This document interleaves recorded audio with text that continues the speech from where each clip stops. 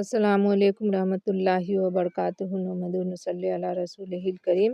رسول اللہ صلی اللہ علیہ وسلم جن دنوں مکے پر حملہ کرنے کی تیاری فرما رہے تھے، ایک صحابی حضرت حاطب بن ابی بلتعہ رضی اللہ عنہ سے یہ لغزش ہوئی کہ انہوں نے خط لکھ کر اہل مکے کو اس حملے سے آگاہ کرنا چاہا۔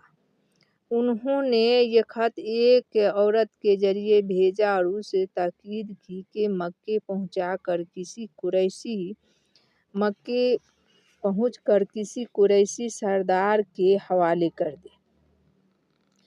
عورت نے خط اپنے بالوں کے جوڑے میں چھپا لیا اور مکے کی جانب روانہ ہو گئی۔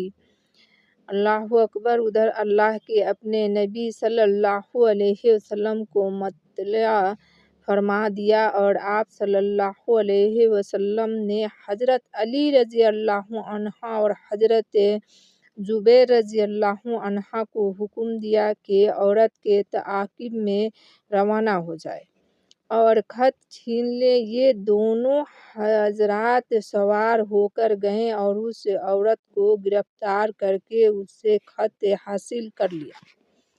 رسول اللہ صلی اللہ علیہ وسلم نے حضرت حاطب رضی اللہ عنہ کو طلب فرما کر ان سے پوچھا کہ انہوں نے ایسا کام کیوں کیا۔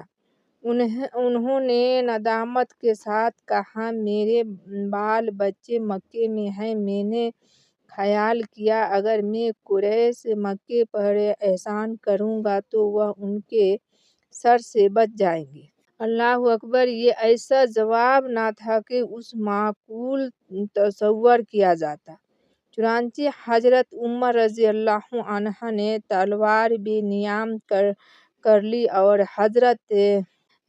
حضرت طالب رضی اللہ عنہ کو قتل کر دینے کی اجازت مانگی، لیکن اللہ کے رسول صلی اللہ علیہ وسلم نے اجازت نہ دی اور فرمایا، اے عمر! کیا تم نہیں جانتے حاطب اہل بدر میں سے ہے جنہیں اللہ نے بخش دیا ہے؟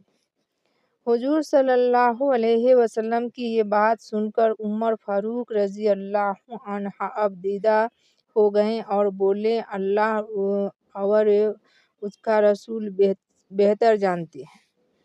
تاریخ اسلام کے ان واقعات سے یہ ثابت ہوتا ہے کہ جن لوگوں نے رسول اللہ صلی اللہ علیہ وسلم کو سخت تکلیفیں دیں، یہاں تک کہ قتل کر دینے کی سازشیں کرتے رہے اور مسلح لشکروں کی ہاتھ ہملاور ہوئے، آپ صلی اللہ علیہ وسلم نے ان کے قبول اسلام کو ان کے گناہوں کا کفارہ قرار دیا اور ان کی سزائیں معاف کر دیں، بلکہ ان پر احسان بھی فرمایا۔ علاوہ ازیں آپ صلی اللہ علیہ وسلم نے ان لوگوں کو بھی معاف فرما دیا جنہوں نے کسی غلط فہمی یا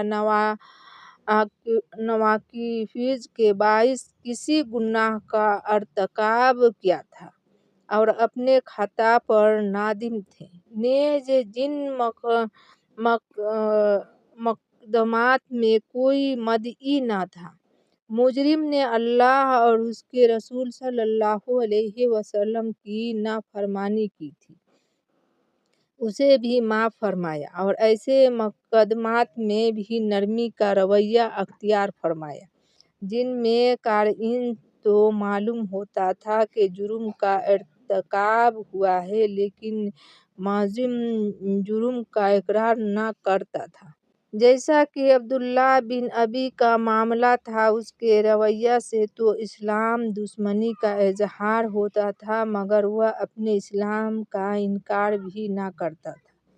جب گرفت کا کوئی موقع پیدا ہوتا تاویل کا سہارا لے کر گرفت سے بچ جاتا۔ مختصر یہ حضور صلی اللہ علیہ وسلم کا طریقہ ملزم کے ساتھ انتہائی حد تک رعایت کرنے کا تھا۔ آپ صلی اللہ علیہ وسلم نے صرف ان لوگوں کو سزا دی جو اپنے جرائم کی نوعیت کے اعتبار سے ہر طرح سزا کے مستحق بن گئے۔ چنانچہ ہم کہہ سکتے ہیں کہ اگر جرائم کے زیادہ ہونے کا امکان نہ ہو اور اندازہ ہوتا ہو کہ جرم اپنے اصلاح پر آمادہ ہے، تو اس کے ساتھ نرم رویہ اختیار کرنا اسلامی اصول عدل کے عین مطابق ہوگا۔ اللہ